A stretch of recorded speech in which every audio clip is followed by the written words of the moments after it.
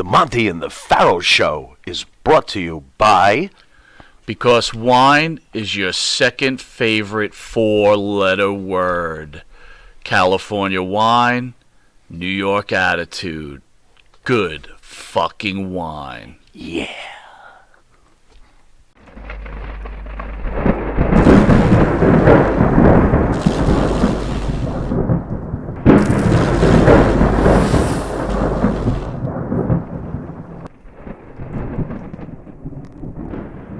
Eric, and I'm saying this respectfully because you're a good guy.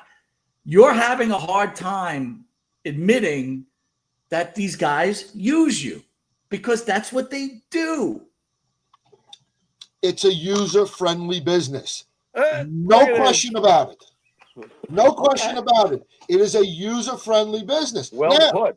They're using me as much as I'm using them to get what I need. I'm paying for it, but I'm still getting what I need. Everybody, listen, I'm going to pop up this guy. Now, he passed away, and I'm going to use him. But when we were early on in the show, Eric, before we even knew you, Jimmy and I's goal was to get wrestlers on the show and interview wrestlers. So here comes this guy, right? And this guy, he tells us he is Crusher Blackwell's nephew. Okay? Right. And me and Jimmy are flipping out. We're kissing this guy's ass. How many dinners did we buy him, Jimmy? A lot. You mean like at the Green Turtle? Yeah, at the Green Turtle. Exactly. What's his name again? I know who he is. Butcher Blackwell. Butcher, I know him. I work with him on independent shows. I knew him very well. Okay, so Mike, go ahead, Jimmy. I've got to hammer home. You're talking about marking out. Everybody's acceptable on all sorts of different levels. This was a classic one. This is a classic example. When when we became friendly with Butcher Blackwell, that was in the very, very earliest of days with us. And then we booked Marty. And Marty was a big deal to us because Marty was our first guest that was truly WWE-worthy Hall of Fame type stuff, getting kicked through the barbershop window. Was that through me? Excuse me? Mike, help me out. Nick. It was through Nick. Okay. So anyway, here's an ultimate example of marking out and not giving a crap about the fact that this is our first big guest and we put a lot of money into Marty that day. Marty shows up completely shit-faced. We all know the story, all right? But Butcher, rest in peace, Butcher, because there was part of me that did love this guy, okay? But Butcher marks out completely and goes into the bathroom with Marty to do coke with him. Oh, my God, what are we doing here? And you should have seen the look at it. Oh, Marty's here. So you have an indie wrestler completely marking out for Marty. Hey, let's do drugs in the bathroom together. Mike and the Who? Monty and the what? Pharaoh and the Who? I mean, guys, we paid for this event. You show up bitch slapped, and then the two of you run off because one camp wants to mark out and give you a blow? Oh, well, thanks for coming. No wonder we had a feud. And here's the biggest point of it all, though. Oh, that's you soon find out that this guy is not Crusher Blackwell's nephew. That's true. He's not related to him. Correct. He's just some dude that went to the Monster Factory, just like anybody else, and he called himself Blackwell. Right. And all of a sudden, here you go. Again, more bullshit, lies, nonsense, right? And we shouldn't have been surprised, Eric, to be very honest. We shouldn't have been when we were first learning about the whole business. And I've told Mike a million times, being a musician, thank God we didn't go into the rock and roll angle of things where I had to find out and interview my favorite legends in the rock business that they're assholes. Thank God, because a lot of this stuff that we learned early on really made us Teflon from that point on. My point, these guys, they could be nice guys. They could be friendly, and it's all well and good. But my whole point is us as fans, because we're all fans. I don't care, And then the other thing, I want to get into something else too. But the fact of the matter is, you want to be loved by these guys. You want them to be your friend, and they know it, and they want to work you to death. And it's like, look, I see it on social media all the time, right? Tito Santana, great guy, right? Fair enough. I think all three of us could agree on that. Really nice guy, wonderful guy. Tito. Whenever Tito posts something, I always go look to see who likes it, because it's the same fucking 400 people that, oh my God, Tito posted something. Maybe if I hit that thumbs up, he might recognize me. Do you understand what's going on here, guys? Do you Is get that where why? I'm going with this? Is that why I never thumbs up very few things? Very interesting. It could be. That's But my interesting. point is like we're all susceptible to this, but it's like now buyer beware. Enough. It's user Enough. friendly. Eric said it best. I love the user friendly term. I think that fits perfectly. Dude, you got Mike Messier, okay, who talks about Ox Baker all the time. Ox Baker was his friend. He You does. paid Ox Baker to come to your birthday party. That doesn't make him your friend, dude. Like, do you get what I'm trying to say here? Eric, do you understand what I'm saying? Yes. You develop relationships and you nurture the relationships based off of business. If it could go further than that, okay, but it's just the base is business. You don't get anywhere unless you start with business. Eric, how many wrestlers have you represented over your illustrious career as a pro wrestling agent? Hundreds. Yeah, hundreds. Just say hundreds. Yeah. Did you ever have one of them pay for your meal? Actually, I did. Oh, What one? He's got one. Okay, let's hear it. Let's hear it. Actually, Al Snow bought me either lunch or dinner on my birthday one time. So wow, that was nice. Did he give you head for dessert? Sorry. I mean, listen. Other wrestlers have like 2% of the time, out of 100%, maybe 2% of the time, a talent will pick up a meal. I don't know. Wait, hold on. He said he's represented hundreds of wrestlers, and Al Snow bought him lunch. They say, Eric, you picked up dinner last night. Here, let me pick up breakfast this morning. Like, I respect those guys. They understand. Who did that? All three of them. Eric, let me ask you this: what wrestler hurt you the most? Oh my God! Like in what term? Because you felt like they were your friend, and then you found out that they just weren't. This is the name of the show. Wrestlers are not your friends. I want everybody to understand who's listening to this or watching it. It's not that wrestlers aren't good people. It's not that they're not friendly. It's not that they're not caring. It's for us, Monty and the Pharaoh, are regular fans. Eric Sims is a fan. Hold on, Eric. You watching at home or going to an event, you're a fan. I want to help you. We're doing a psychological thing here. They are not your friends. So Mike Messier, you paid Ox Baker to come to your birthday party. He was a nice guy, but he wasn't your friend. He wasn't your friend. Okay, Eric. Do we really have to explain this? Well, I think we do because we've got a problem here. What the hell? Go ahead, Eric. Which one hurt you the most? Oh. User friendly. Like Jake Roberts hurt me a long time ago, but I'm not friendly with Jake. I have all right. What's the story? Just don't blow through it. What's the story? I booked him on appearance, many years ago, and he just never. He just no-showed me. Dude. That's not what we're talking about. I know, but what wrestler did you feel close to and they hurt you?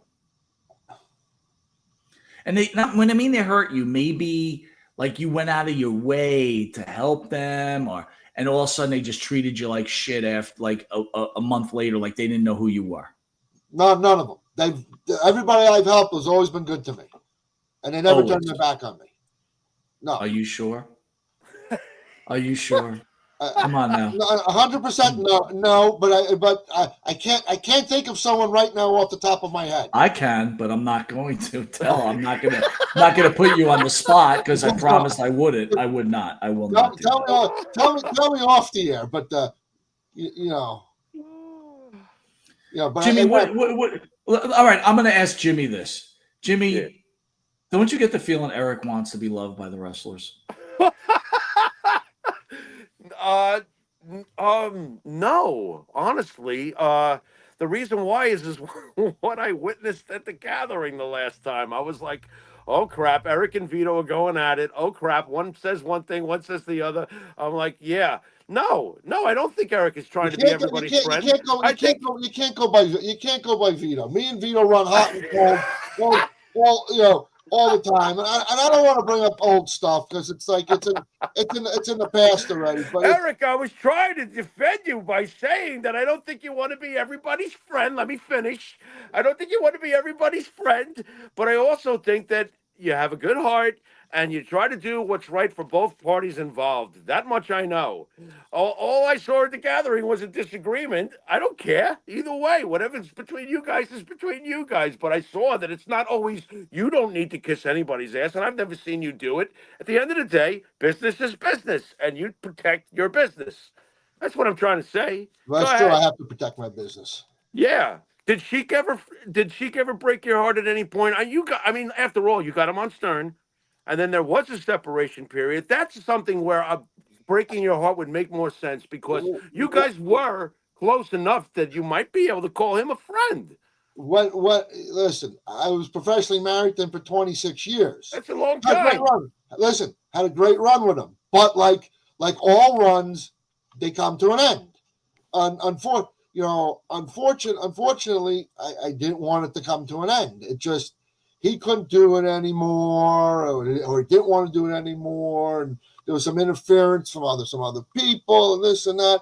So it just I just had to back away, and I always called him like I always called the Sheik once a week, once every other week, and then kind of turned to like once a month. Always called it, so always wanted to hear his voice.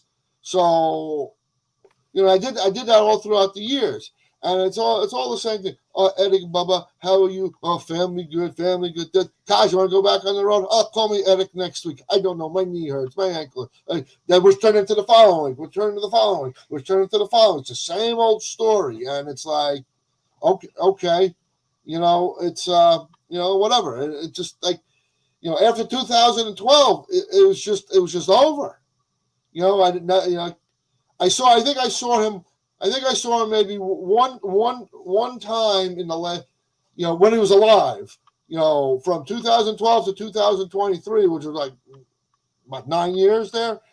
I may have seen him maybe one time in 9 years after that. Right. So was Maybe there two times what, in 9 years, but I think one what time in 9, and that was at so the WrestleCon New York City when he was there back in did the relation 2018. Eric, did the relationship basically end with when you would call and eventually you just gave up on the notion because you could read between the lines that Sheik wasn't just going to say, "Hey, I'm not." I knew he wasn't going back on the road. I Right. had this dream of just one more run because, it was a pandemic. We would have made $1 million. Coming out of the pandemic in 22, and like when things were just opening up and the touring was just starting back up again, and things were like really hot with wrestling because the touring stopped and the virtuals and whatever. So it's getting them to come out would have been big money. It just never materialized. Let me ask you guys this. A lot of people claim they're in the business, right? We get comments on the show all the time at the wrestlers, whatever. What constitutes being in the business? Jimmy first, what do you think? Well, I guess it's like all these different little division layers of what you think or what you actually are. Eric's involved in the business. I'm not going to say he's not, involved in the business. That's silly. He's been an agent for how many decades now? 39 Um, years.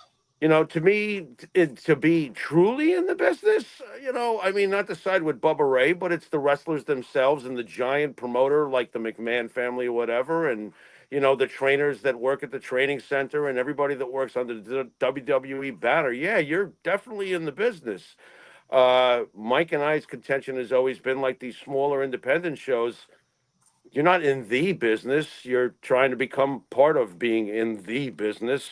But like I said, there's different levels. Eric, is it wrong to think that? I don't think it is. Every sporting thing, whether it's baseball, football, pro wrestling, has major leagues and minor league levels. And to me, it's pretty obvious what they are. WWE at the top, AEW, New Japan. You can go down to Ring of Honor. Then we got the next tier, blah, blah, blah. Then you got your local. Any thoughts there? Because that's really what it is.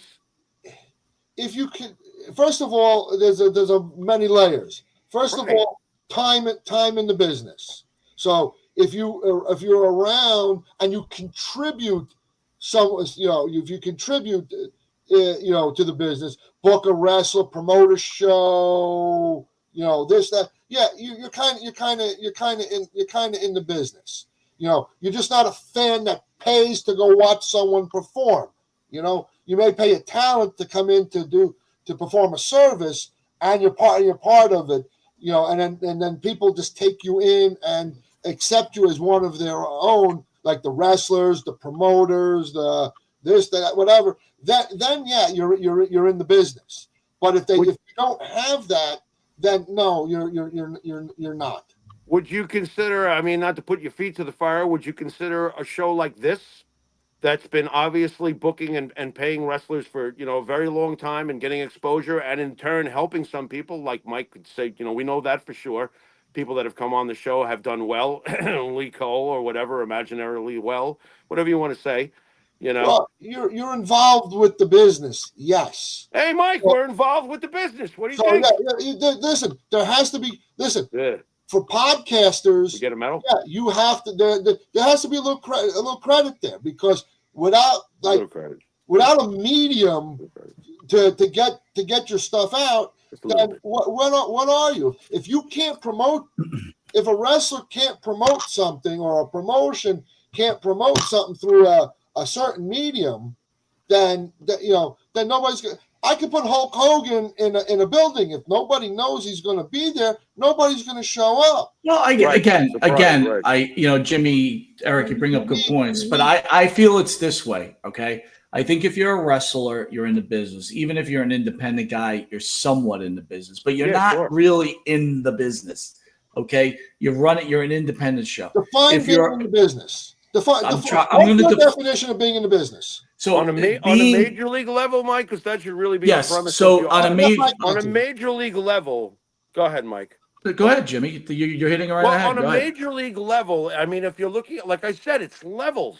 Mm-hmm. You're somewhat in the business, but don't overblow yourself. Let me put it this way: if you worked in the WWE, or you worked in NWA or WCW, you're in the business. Okay, if you were a worker, if you promoted in those events, so say you were part of Capital Wrestling back in the day, and you promoted the Comac Arena, you were in the business. But there's a tier, like you had said, Jimmy, like an agent like you, Eric, you fall down into like a second and a third tier. You're promoting guys, you're running around with guys. But then again, hold on, there's levels of that too. Who's the guy that only gets the WWE talent, right? So he's at a higher level of what your tier is. If you're a promoter, 80s con, for example, that's a pretty big con, right? It's good, but it's not. You're in the business, but you're kind of at a lower tier in the business, is what I'm trying to say. A podcaster, whether it be Monty and the Pharaoh, Busted Open Radio, Dave LaGreca, I'm not talking about Bully Ray, Tommy Dreamer, because they're in the business, okay? That's another tier. It's even a lower tier than what you do, Eric, in my opinion. I agree with that. Now, does Busted Open have more power than an Eric Sims? Yeah, sure. I would agree. But again, let's be realistic. And, LaGreca doesn't like when I say this, but the fact of the matter is that show would never have taken off if that dry can of paint Tommy Dreamer wasn't on that show, or Bully Douche Ray was on that show, right? So that's why that show takes over. So am I explaining myself correct? So my whole point about Evan Ginsberg is he has the audacity to call fans fanboys, okay, or marks, or money marks, but all he was is a guy who let Lanny Poffo and Greg Valentine sleep on his couch in Queens. And why did they do that? Because they didn't want to pay the hotel rate to go stay at a hotel, and he offered it. That's it. Is that clear enough? That's my take on it. Ox Baker was at my birthday party. Did you pay for him? Yeah, he's my friend. What do you think, Eric? Eric, you seem not to agree. I'm not an idiot. We knew it. We knew it all along. Go No, ahead. listen. I agree. There's levels. People in the business, but at different levels. So Yeah. you're not. I mean, I'm not in the WWE. I can't say that, but for my level of what I do, I'm an independent. You made your mark on this business Eric, at I'm a really level. sure. I'm really sure that at some point you've come across somebody and you've thought to yourself, "Who the fuck does this guy think he is?" I'm in the business. That's never occurred to you. I'm sure it has. Let's be real.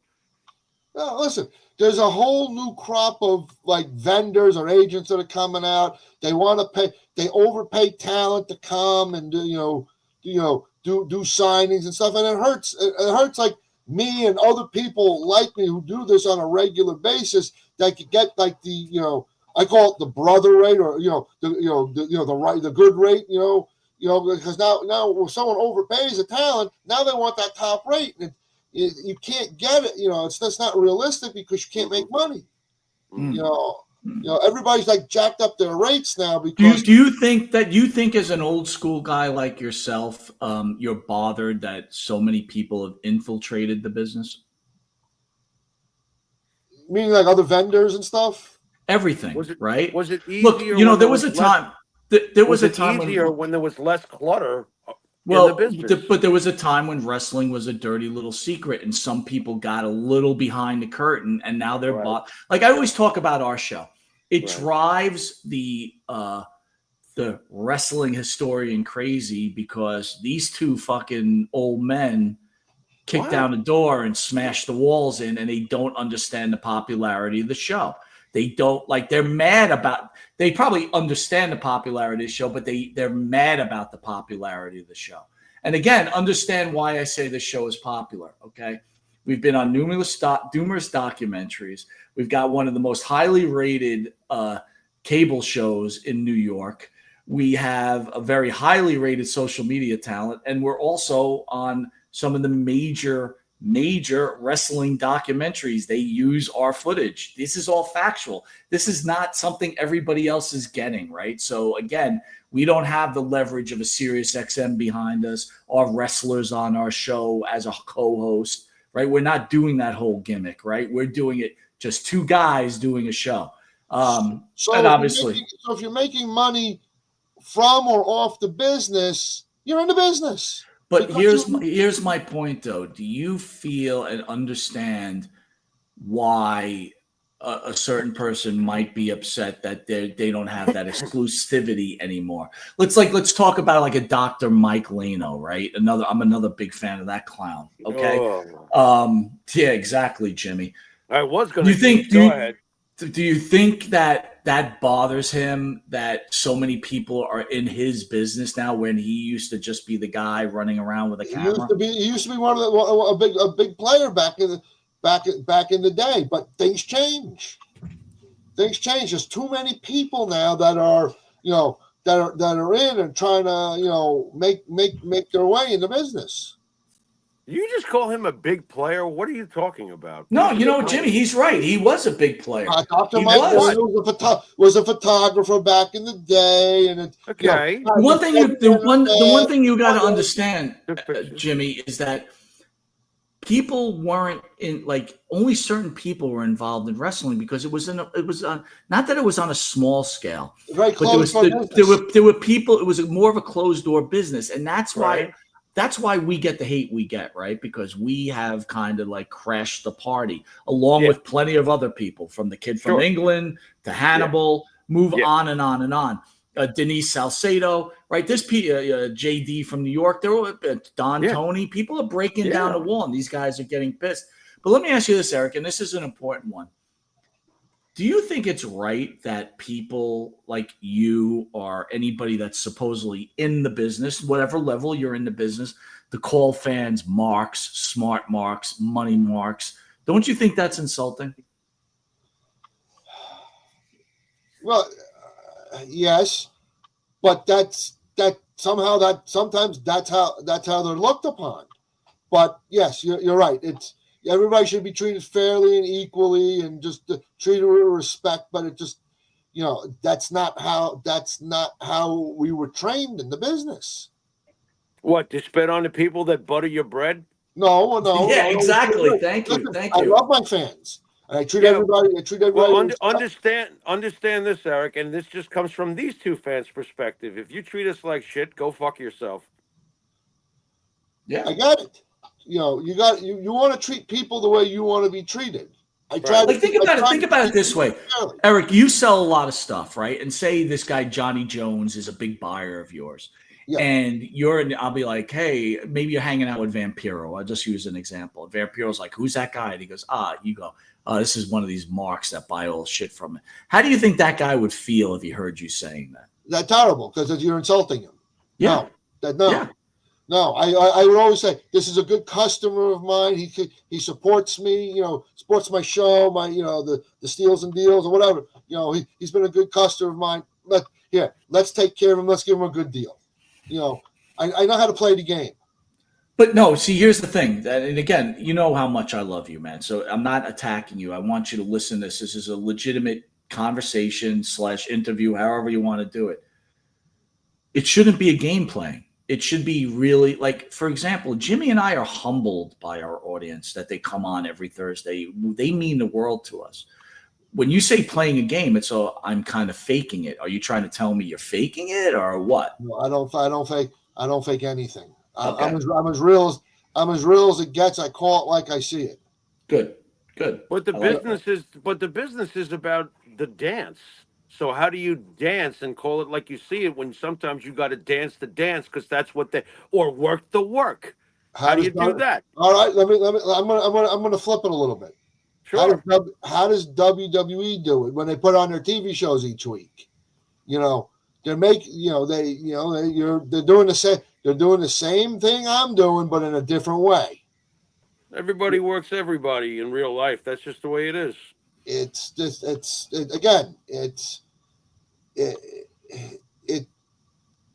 Yeah, pretty much. But again, like my job is to take someone's money, but it's not like the 3-card Monty where my job is to take someone's money. Yeah, no. I can't. You're getting something for your money. No, Mike, that's not a knock on you, but you understand the shell game that people play, the hustlers play in the city. I totally get it, but it shouldn't be addressed like my job is to take someone's money. My job is to provide a service that someone wants. And that service would be, I want an autograph of this famous wrestler. That's a service, right? But it's not to take someone's money. No, that's in parentheses after that. What you just said, Mike. And listen, I know Eric tries to live the gimmick, okay? And I totally get it. And this really wasn't about Eric. But the one thing, as we put this show to a close, have we established the fact, and I'm going to ask you guys each, have we established the fact that wrestlers are not your friends? Jimmy? Well, I can definitely say that I know for sure wrestlers are not your friends because your friends, unless I've missed something, are the ones that you talk to or will call you in times of emergency, and you talk about every facet of life, and you talk often, your friends, like the friends you had growing up, the ones that lasted for years. They're your friends. Scott Hall is a perfect microcosm of what this business represents to me. It depends on what day the fan meets the wrestler. The first time we met Scott Hall, sweetheart to me, pulled me behind a table, talked to me for I felt like I was getting in the way of him signing his autographs. He was talking to me about his son and all sorts of stuff. I was like, oh my God, Mike, you were looking at me like, what the hell? Then we booked Scott Hall. We have him on the show. This is a few years later. Now we've got a show. Here comes Scott Hall. Guy gets out of the car like, oh, that ride was fucking, where the fuck am I anyway? And I'm like, uh-oh. Complete opposite. And that's the wrestling business. It depends on the day you catch them. And if you're a fan, stay in your lane. Don't glorify yourself on a Facebook page and think you're this or that. I guess at the end of the day, that's what I have discovered that's very irritating about the business. I don't stand on a mountaintop. Even the good book tells you not to do that. Come on now. So, Eric, have we established that wrestlers are not your friends? He's having a hard time with this one, Jimmy. He doesn't want to give it up. Let me ask this. Is there really friends in business? Yes, there is. So he's answered the question with a question, but he has answered the question. Is There it are really no friends in business? Okay. Yeah. Yes, you could be business partners and also be friends. Most of the time, friends and business do not mix, Eric. So yes, I would say probably not. All right. So I'm reversing my answer. You consider yourself lucky if the business relationship then turns into friendship outside of the business. If you can create that, then you've created something magical, because it generally doesn't happen. You're right. It is magical, just like the Easter Bunny, just like Santa Claus. Yeah, absolutely. If we believe in unicorns, yes, that is a It distinct was just St. possibility. Patrick's Day. You Take it forgot the to an leprechaun. extreme. Let me give you the reality of it, Eric. Okay, I'm going to give you the reality of it, and I hate to do Please. this one, Jimmy. All right, but What? this is the reality of it. Okay. Oh God. Oy. Crippled people went up to this guy at the big event, 2 big events. This guy would not get out of his chair. Oh no. Okay, not crippled people. I know, Jimmy. I didn't mean to again. do But this. But, why do you do this all the time? but here's the thing. 3 Uh, weeks later, he's wrestling a steel cage against MJF on AEW. I mean, are you fucking kidding me right now? So there you go. That's the unicorn. Okay, that's all I got to say to you. That's the unicorn. That's all. Well, listen. Some listen, Dustin. You don't know what the wrestler's going through, so it's like, there's I have nothing negative to say about Dustin. I'll give you an example. Big event. I'm seeing pictures I love watching the pictures from the big event. Biggest convention in New York. They do a great job. Love that convention. Fantastic. They have the great Khali there. Okay? The guy is 7 foot fucking 10 or whatever the hell he is. He's a monster. Huge. He's sitting in his chair. People are taking pictures. Exactly. The illusion of the great Khali is for him to fucking stand. So you can stand next to him, look like a fucking midget. That's the idea. That's the idea. That's what I met the great Khali at an independent show in Jersey through somebody else a couple of years back, and he was doing the same thing. I asked to take a picture of him. I said, "Maybe will you please stand for me? I'd like to take a standing picture." He stood up for me. There you go. I have a standing picture with him. It's funny because when I was fucking illusion, dude, when I was at the point big, of having fucking a giant, and he's sitting down, and you look the same size as him. The same thing happened to me at the big event. I went up to Dustin Rhodes. I said, "Can you stand up for the picture?" And he goes, "No." You did not. He said no. That was wrong on Dustin, but again.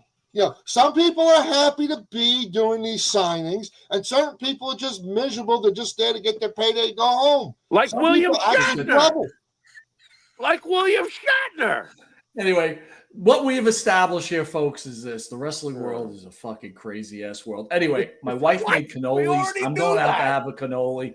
Jimmy, Eric, first of all, thanks for joining us. Disagree on this. Well, again, I understand you want the wrestlers to love you, so we'll keep that dream alive. All right, I'm gonna get you a shirt. Keep Eric's dream alive. Love me, wrestlers on the back. Please no, stop. Please love me, Daddy. Jimmy, Eric, thanks for joining us. You were great. It was a great show. A lot of in-depth stuff. Again, prayers to Vince Steele's family and friends. Oh, by the way, I contributed to the GoFundMe account too. Make sure you get props for that. There. Did you put your names in caps too, so everybody saw? I put my name on there. I didn't put anonymous. I put my name, and I made a small donation. Dude, there will never be a day that you'll put anonymous. That's for sure. That will never happen. No, I want everybody to know that I sent my money. Yeah, absolutely right. Fantastic, Jimmy. With that, you want to send this? But I have not sent any money to Brian Knobs' GoFundMe account. Why not? What happened? What? Why? You're mean. What's wrong with you? Why do you refuse? That's not nice. Because listen, I love Knobs, but they're a fucking pain in the ass, those two. Him and the partner. Both Well, that's right. He wouldn't sign your autograph, so that's right. No, I did. forgot. I I forgot. He finally did, but pain in the ass. I thought you. I like Knobs. Knobs is okay. I like Knobs. I thought you threes was friends. You're not even going to send him anything. Listen, the Sags takes a little pop cheap shots at me all the time. So There you whatever. go. All right, Jimmy, send us out, bro. Oh, Karma comes back and gets you every which way. You've been watching Monty and the Pharaoh with our special guest Eric Sims, and until next week, later.